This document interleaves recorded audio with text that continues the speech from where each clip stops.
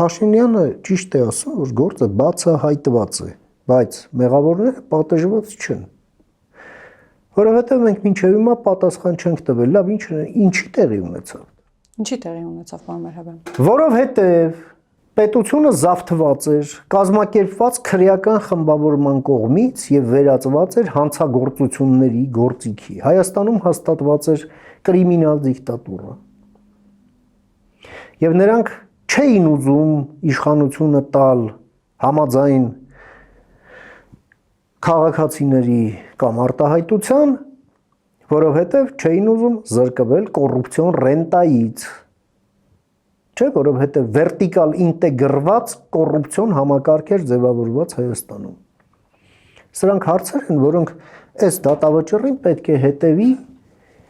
քաղաքական գնահատական։ Սա քաղաքական գնահատականի կարևոր բաղկացուցիչ է, որով պետք է հանդես գա այսօր պետությունը։